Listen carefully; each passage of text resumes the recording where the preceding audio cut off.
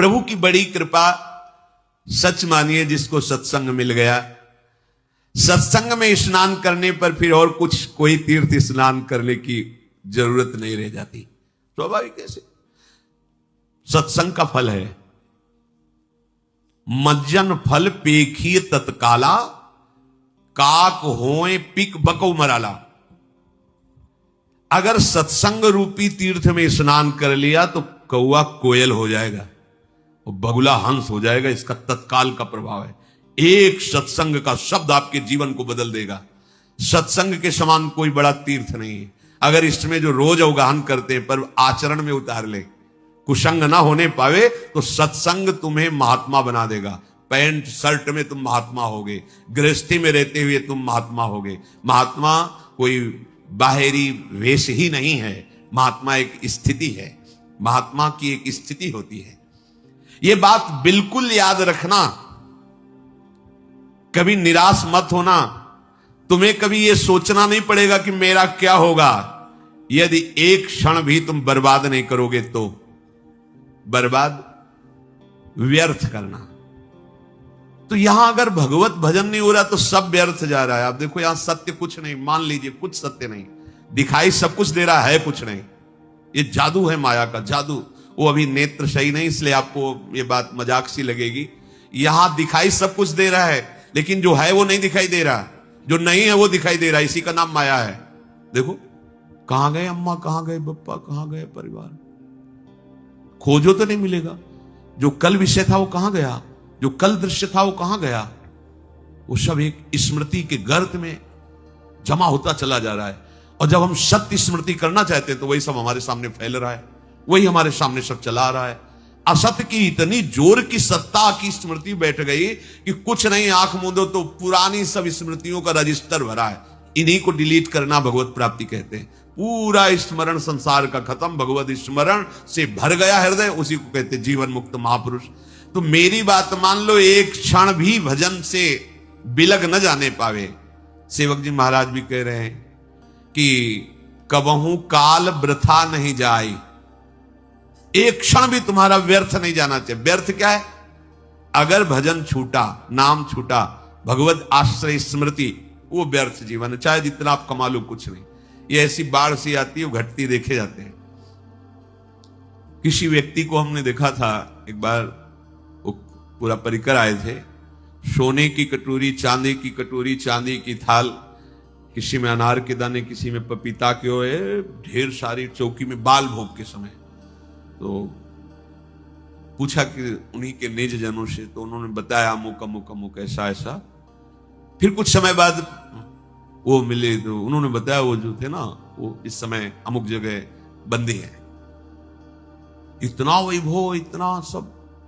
वो किसी बहुत फैक्ट्री के बड़े मालिक थे ऐसा, वो उन्होंने बैंक का कर्जा लिया था ऐसा। ये माया का ऐसे फ्लो चलता है। एक समय सोने की कटोरी और दूसरे समय अल्युमिनियम का कटोरा। बड़ी विचित्र खेल। कभी इस पर भी, ये सत्य नहीं है, ये नाटक है माया का। सत्य है हरिनाम, हरे नामयु, हरे नामयु, हरे नामयु। मान लीजिए, ये मत समझिए कि हम बाबा जी तो भगवान के पक्ष की बात केवल कह रहे हैं। सत्य विषय यही है, सत्य विषय यही। अगर आप भगवान का भजन नहीं करते तो जो भी कर रहे हो हाथ कुछ नहीं लगेगा, बटोर लो। संतों ने उसको ऐसा बताया है कि जैसे अंधा आदमी एक दुकान में गया और कहा कि हमें कुछ सेवा बताओ, तो बोले अब हम क्या तुमको सेवा बताएं, क्योंकि आंख तो है नहीं। अगर कहीं साबुन उठा के दो, माचिस उठा के दो, तो तुम्हें पता ही नहीं, दिखाई नहीं दे रहा। ऐसा करो, तुम मूंज की रस्सी बटो। तो बैठा दिया मूंज, और एक भैंस का पड़ा के लग गया, तो मूंज चबा ले, वो जैसे जैसे सरकाता वो चबा जाता। जब शाम हुई वैसे किया तो हाथ ही वाली मूंज थी और कुछ था ही नहीं। इसमें हाथ वाली भी मूंज नहीं रहेगी, क्योंकि हाथ ही नहीं रहेंगे, हाथ भी तुम्हारे साथ नहीं जाएंगे, यहीं छूट जाएंगे। ये पूरे संसार की जितनी क्रियाएं, जितनी वस्तुएं, अगर भजन नहीं हो रहा तो सब व्यर्थ है, सब व्यर्थ। कैसे? जैसे पूर्व में भी हम कुछ रहे होंगे, इस जन्म में हमारे पास क्या है वो पूर्व का? ना वो संबंध है, ना संपत्ति है, ना पढ़ाई है, ना वो बल है, ना वो बुद्धि है। फिर नया नया नया, कब तक चलता रहेगा ये प्रपंच? इसलिए प्रभु ने इस बार तुम पर अहेतुकी कृपा करके ये संयोग प्रदान किया है। ध्रुवदास जी कह रहे हैं, बार बार तो बनत नहीं या संयोग अनूप, मानुस्तन वृंदा विपिन रसिकन संग और विविरूप, श्यामा श्याम की उपासना। मैं आपसे फिर प्रार्थना करता हूं कि आप केवल प्रभु के आश्रय में रहना, वो संभाल लेंगे। आप कोई भी हो, कैसे भी हो। आप चेत दुराचारो भजते मामन्य भाग सादृव समन्तव्य सम्यक व्यवसिता, ऐसा वो संभाल लेंगे। बड़े कृपालु हैं, बड़े कृपालु हैं। देखो, कोई भी प्रकृति के द्वारा रची हुई वस्तु अपना स्वभाव नहीं छोड़ती। स्वभाव है अपना अपना, सबका स्वभाव, प्रकृति की हर वस्तु का एक स्वभाव है और वो अपने स्वभाव का प्रभाव दिखा के ही रहती है। पारस का एक स्वभाव है कि छू जाए लोहा तो सोना बना देती है। अब वो पारस बहुत बड़े संयमी नियमी के घर का लोहा है या बहुत बुरे आचरण करने वाले के घर का लोहा है, और अगर वो छू गई तो सोना बना देगी। ऐसे ही भगवान का नाम का एक स्वभाव है और उसका प्रभाव है। तुम कैसे हो इससे कोई मतलब नहीं है नाम को, जैसे पारस को कोई मतलब नहीं। सिर्फ लोहा, किसके घर का लोहा है, किस प्रयोग में आता था, इससे कोई मतलब नहीं। छुआ, स्वर्ण बना दिया। ऐसे ही नाम, तुम कौन हो, किसके घर के हो, कैसे आचरण वाले हो, कोई मतलब उसको नहीं। शुरू कर दो नाम जपना, वो आपको संभाल लेगा। पारस तो सोना बना देती है, लेकिन ये नाम नामी को अधीन करा देता है। सर्वलोक महेश्वर भगवान उसके अधीन हो जाते। सुमिर पवन सुत पावन नामू, अपने बस करी राखे रामू।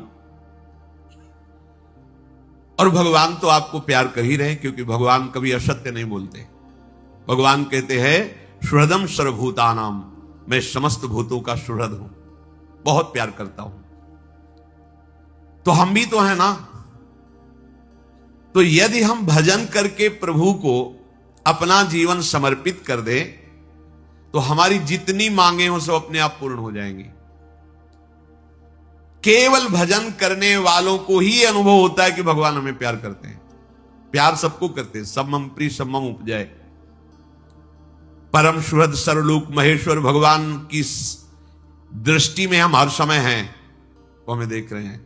शास्त्र शीर्षा पुरखा सहस्राक्षा, हजारों नेत्रों से हमें देख रहे हैं। विश्वतस् चक्षुर, पूरे विश्व में उनके नेत्र हैं, वो देख रहे हैं। मतलब एक छोटा सा अणु भी वो भगवान की दृष्टि से बच के नहीं जा सकता, सब भगवान देख रहे हैं। कितने सुख की बात है कि हमें भगवान देख रहे हैं।